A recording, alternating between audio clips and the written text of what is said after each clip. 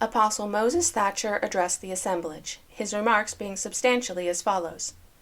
I feel the need of the faith and prayers of the saints. Unless the elders are inspired by the Holy Ghost, there is little profit in their utterances. May my remarks be of a character to forward the interests of truth and righteousness. I am grateful to the Lord for his mercy and kindness to this people. We are favored with the presence of a greater number of apostles now than we have had for several years. We meet under the presidency of Brother Wilford Woodruff. To those who have been suffering wrong, these are great privileges. When we meet as we do now, we should beseech the Lord for his Spirit, that we may be united with each other, and exercise a great degree of faith, thus fulfilling the prayer of Jesus to the Father regarding the principle of unity. Unless we are one, we are not, in the full sense, the people of God. We should conduct ourselves in a way to tend to bring this to pass. To be united spiritually, we must also be in the bond of union in temporal things. If this course be taken, there might be restored the condition which existed among the ancient Nephites, when every man dealt justly with his neighbor. That people, however, lost what blessed state, subsequently indulged in pride, disputations, and general unrighteousness. All proper action is the product of correct belief, the former being a product of the latter. The speaker gave details for the establishment in one of the counties of Utah in 1874 of a Board of Trade, which undertook the exportation of wheat to the Pacific Coast. A mutual agreement was entered into among the producers for mutual benefit. The business was done through an agent of the people's own choosing. The transactions opened in that connection with the association at the time referred to, with wheat at the rate of 60 cents a bushel. By the united method of business adopted in a short time, it was raised to $1.07 a bushel. This was not done by competition, but by unity. The people were united and strong. A similar result was obtained by the same process and union of interests in the conducting of contracts for building certain railroads in this region. Subsequently, the people became jealous of each other. Contentions appeared. The old condition ensued, and the people have not since been so prosperous. Employment has not been so plentiful. Zion's Cooperative Mercantile Institution was organized by President Brigham Young. His mind, reaching into the future, comprehending the interests of the people, he was led by the Spirit of God to organize it. It has done a mighty work, but it has not filled its mission.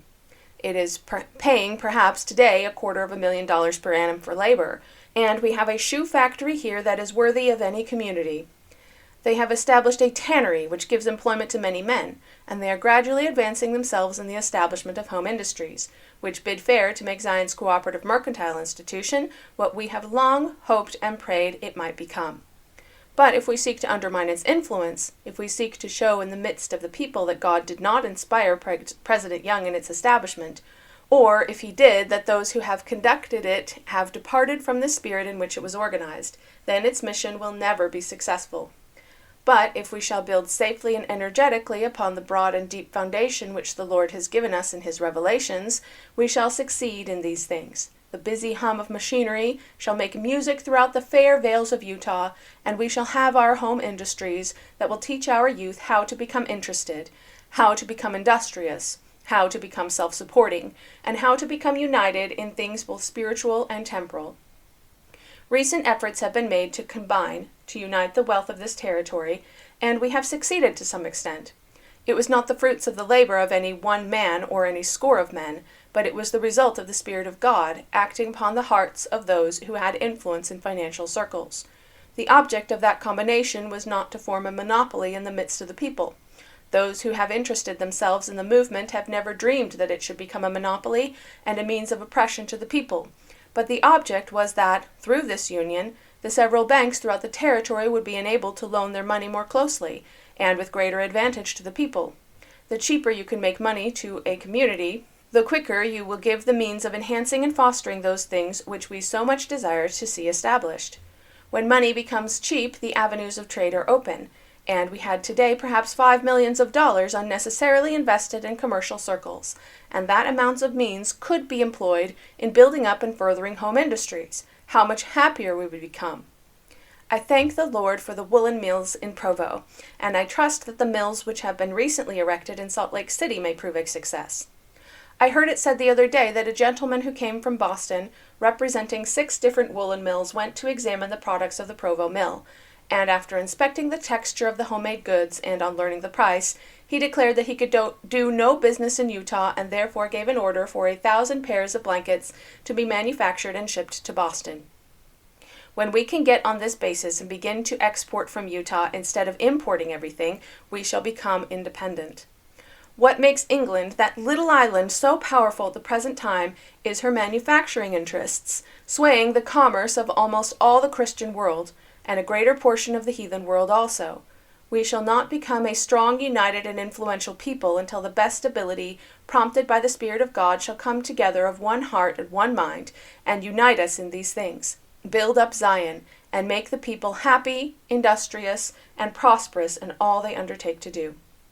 God grant that the inspiration of His Holy Spirit may gradually draw this people together, and not permit the spirit of the adversary to tear us apart. That which binds together unites. That which softens the heart, that which makes the selfish man lay his money upon the altar and devote it to God, that which makes him feel that the riches of eternity are more valuable to him than the riches of this world, is that which purifies and sanctifies, and makes the people of one heart and one mind.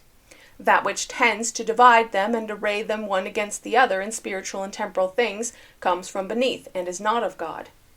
I am not afraid of what the world may do.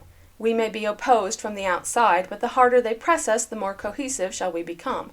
It is the dangers inside that I fear, the divisions that are arising amongst the people, that which is selfish and makes men haughty, proud, and hard-hearted, which does not prompt them to feed the widow and the orphan, but rather to do the opposite, make themselves wealthy, and live in palaces, which their brethren and sisters whom God created, and whom He loves as much as He loves them, are neglected. As God's children, we should feel towards each other as one common family. Those who have riches in abundance give freely to those who have but little. I do not mean to say encourage idleness, but encourage industry and the prosperity of the people. And may God grant the time is not far distant when all that we have, for the love of the things of God, shall be laid upon the altar of sacrifice for the building up of His kingdom on earth.